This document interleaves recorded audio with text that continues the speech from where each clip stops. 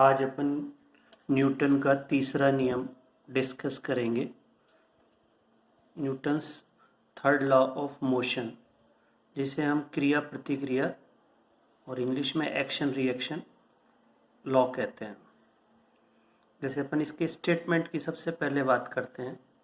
प्रत्येक क्रिया के बराबर परंतु विपरीत दिशा में प्रतिक्रिया बल लगता है। एक बार पुनः रिपीट करते हैं, पुनः बोलते हैं। प्रत्येक क्रिया के बराबर परंतु विपरीत दिशा में प्रतिक्रिया बल लगता है। क्रिया तथा प्रतिक्रिया बल अलग अलग वस्तुओं पर कार्य करते हैं। Every action has equal and opposite reaction, and action and reaction both act on two different bodies. क्रिया तथा प्रतिक्रिया बल बराबर तथा विपरीत होते हैं, अलग अलग वस्तुओं पर एक साथ भी कार्य करते हैं। लेकिन इसमें मेन जो बात ध्यान रखनी है वो अपन फिर डिस्कस भी करेंगे। दे एक्ट ऑन डिफरेंट बॉडीज। क्रिया तथा प्रतिक्रिया बल एक दूसरे को निरस्त नहीं करेंगे। क्यों नहीं करेंगे? क्योंकि they act on two different bodies. इसके अपन बहुत सारे एग्जाम्पल डिस्कस करेंगे। एक अपने कोर्स में जो है, एक तो है बंदूक की recoil velocity, recoil of gun, और दूसरा रॉकेट का। तो जैसा आपने देखा होगा कि बंदूक को जब अपन चलाते हैं तो उसका जो बट पीछे का हिस्सा होता है वो हमारे कंधे पर एक झटका सा लगता है, पीछे की ओर आता है। इसको अपन कैसे करते हैं कि जब बंदूक गोली पर आगे की ओर क्रिया बल लगाती है तो तीसरे नियम के अनुसार क्या होना चाहिए? गोली भी बंदूक पर उतना ही प्रतिक्रियात्मक बल लगाती है। एक अपन जैसे चलते कैसे, कोई आपसे पूछे कि हम चलते कैसे, पृथ्वी पर चलना, ये भी एक एग्जाम्पल अपन डिस्कस करेंगे कि जब हम पृथ्वी पर आगे चलते हैं तो हमारे पांव पीछे की ओर पृथ्वी को धकेलते हैं, जिसे अपन मान लेते हैं क्रिया है। यानी कि हमारे पांव ने किस पर बल लगाया? पृथ्वी पर पीछे की तरफ धक्का दिया। पृथ्वी द्वारा प्रतिक्रियात्मक बल आगे की ओर लगेगा, जो हमारे चलने में मदद करेगा। आप में से किसी का ये भी क्वेश्चन हो सकता है, या ये भी अपन समझ सकते हैं कि जो बालू रेत में चलना कठिन क्यों होता है? तो बालू रेत में चलना इसलिए कठिन होता है क्योंकि वहां जो हमें प्रतिक्रियात्मक बल मिलता है वो कम मिलता है। तो ये क्रिया प्रतिक्रिया के एक दो उदाहरण है। एक और भी अपन उदाहरण जिसकी बात कर रहे थे, रॉकेट का। तो रॉकेट की जो गति है, इवन ये जो अपने सैटेलाइट छोड़े जाते हैं उस रॉकेट के, ये अपन इवन दिवाली पर भी जो रॉकेट जाता है ऊपर, उसको भी वही इसी सिद्धांत पे काम करता है।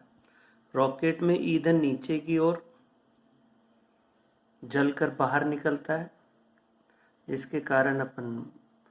जिसे अपन क्रिया बल बोल सकते हैं। तो जली हुई तेजी से नीचे की ओर निकलती है गैसेज, वो रॉकेट पर प्रतिक्रिया बल किधर लगाएंगे? ऊपर की ओर लगाएंगे। जैसा कि ये फिगर में भी दिख रहा है कि जो अपनी रॉकेट पर एग्जॉस्ट गैस है वो नीचे की तरफ निकल रही है, और रॉकेट किधर मूव करेगा? ऊपर की ओर मूव करेगा। ठीक इसी तरह अपन एक दो केस और डिस्कस कर सकते हैं। कभी आपने देखा होगा नाव, बोट पर जब अपन किनारे पर होते हैं और अपन को जब कूद के आते हैं तो अपन नाव को पीछे धक्का देते हैं, तो नाव हमारे को उसके बराबर आगे की ओर धक्का देती है। इसी प्रकार हमें इसमें संवेग संरक्षण का सिद्धांत पढ़ना है। क्या पढ़ना है अपन ने? रेखीय संवेग संरक्षण का सिद्धांत, या कंजर्वेशन ऑफ लीनियर मोमेंटम। पहले अपन डिस्कस कर चुके हैं न्यूटन सेकंड लॉ। तो उसका स्टेटमेंट क्या था? किसी विलगित निकाय, आइसोलेटेड सिस्टम पर कार्य करने वाला बल उसके संवेग में परिवर्तन की दर के बराबर होता है। F vector F is equals to D P upon D T. मान लें अपन कि बाह्य बल 0 है, F इज 0, तब dp अपॉन dt क्या हो जाएगा 0। और अपन को ये पता है कि जब डिफरेंशिएशन अवकलन 0 होता है तो यहाँ पर p कांस्टेंट हो जाएगा, क्योंकि कांस्टेंट का डिफरेंशिएशन 0 होगा, अर्थात p समय के साथ नहीं बदल रहा, संवेग नहीं बदल रहा। यदि कण या विलगित निकाय पर बाह्य आरोपित बल 0 है तो उसका संवेग नियत रहता है। ये इसका स्टेटमेंट है। एक बार पुनः आप इंग्लिश वाले भी नोट कर लें। In the absence of external force total linear momentum of an isolated system remains constant. अगर कोई बाह्य बल नहीं लगेगा तो कुल जो संवेग है पूरे सिस्टम का, उस सिस्टम में जितने भी कण होंगे 2 हो सकते हैं, ज़्यादा हो सकते हैं, 1 भी हो सकता है, वो पूरा जो सिस्टम है उसके इंटरनल फोर्सेज ने यहाँ पर काम नहीं लेते। जो लीनियर मोमेंटम है वो कांस्टेंट रहेगा।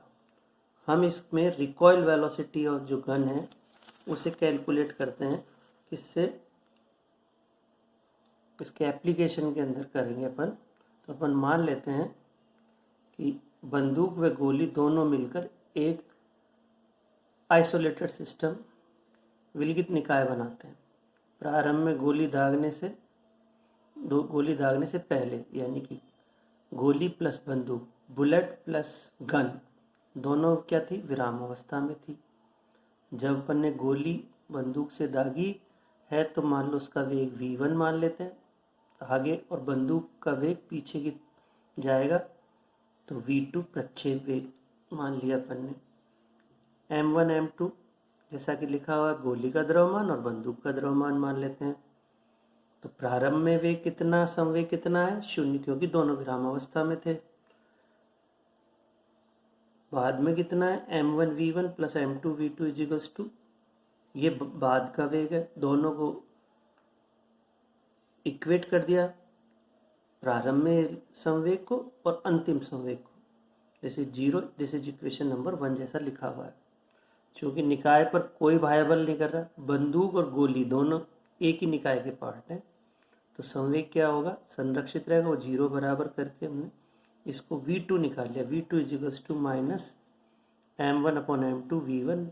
यहाँ नेगेटिव साइन ये बता रहा है कि v1 और v2 की हमेशा डायरेक्शन अपोजिट होगी। इट इज़ नेवर पॉसिबल, ये कभी भी संभव नहीं हो सकता कि गोली भी उसी दिशा में जाए और बंदूक है वो भी उसी दिशा में जाए। पहली बात तो ये नोट करनी है।